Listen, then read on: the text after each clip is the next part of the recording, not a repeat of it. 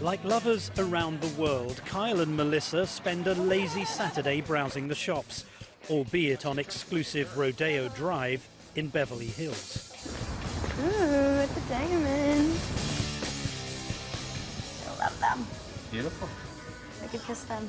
Fortunately, Melissa knows that her unambiguous taste for luxury is matched by Kyle's generosity.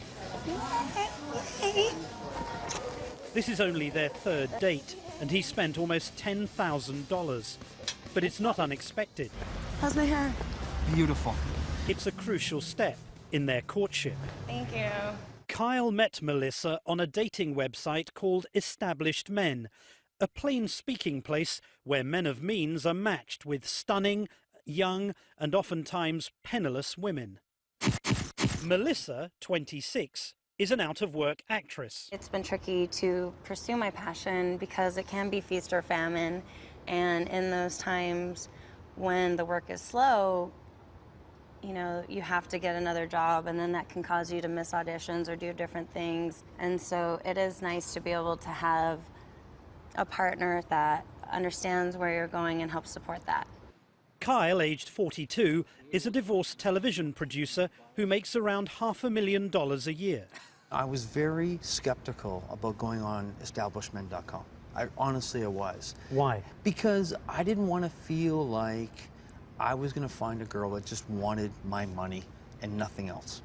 Does it worry you, Kyle, that if you were not as wealthy as you are, she might not find you as attractive as she does? Yeah, you know, I've always thought about that. It's always bothered me. And yeah, it does. It certainly does. But on the other hand, what if I was her and I wasn't as beautiful as she was? Would a guy like me be interested in her? You tell me. Well, I don't know. Probably not. Probably not.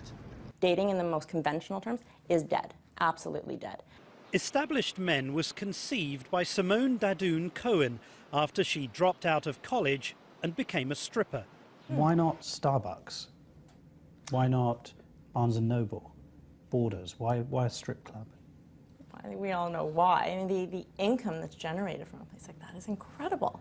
So how much would you make? Of course you want the numbers. A good night was probably, I don't know, 1,500 to 2,000 Canadian. A rough night, I don't know, maybe $800 to $1,000. And that was before, you know, generous tips from generous men. Simone learned there were plenty of generous men willing to reach into their wallets for beautiful women. Eureka, her website was born. We opened our doors, you know, September of '08. We're looking at over 250,000 active and satisfied users to date. Back in Beverly Hills, Kyle has taken Melissa to Wolfgang Puck's latest restaurant at a cost of $600. Absolutely. So happy to have met you on Establishment. You are, really? Yes. Oh, thank you. Some people hearing your story might be tempted to say that it's basically an exchange. You bring the money, she brings the beauty and the sex. For all intents and purposes, it's almost like a form of prostitution. No, not at all. Not at all. Can you understand why some people might think that? I can't. No, I can't. How long was it between meeting and the relationship becoming more intimate? It's pretty quick. And I don't mean physically, I mean mentally. You know, But what about physically? well, physically it was... Was it after the second date? It was, yeah. Psychologist Dr. Bridget Lank specializes in sexual relationships and sex addiction. She says the underlying purpose of Established Men is abundantly clear and has nothing to do with long-term intimacy. Without a doubt, it's prostitution. I don't think people would be willing to call it prostitution because of the shame associated with it. But any type of jewelry, any type of bartering, it's essentially sex for money. They are paying to not experience the intimacy. So all they really want is the physical experience of sex, but without any emotional engagement. Absolutely. But the CEO of Established Men is adamant. We do not have a transactional component to our website. We do not permit solicitation of services, escort services, sexual services of any kind. When you say that you don't have solicitations, can I read you some of the postings? Sure. I want someone who will take care of me financially. You treat me like a princess and I'll make you feel like a king in more ways than one. 3 exclamation marks. I'll leave you wanting more. And then another one. I am what you call a lady in the streets and a freak in the sheets. Yeah. I'm looking for a man with money who wants to have great sex with no drama. What are these adverts referring to? Oh, they're referring to sexual favors, absolutely. That being said, those don't stay on the website for all that long. And unfortunately, They're on the website this morning. I've just read them and printed them off. I'm sure you did. You don't feel that you're fundamentally acting like a pimp? No. That's what you are. You're No. the CEO of a pimping website. No, I told you I'm that boutique owner. I'm the personal shopper. That's it, who's going to cater to exactly what it is that you need. I'm not the pimp.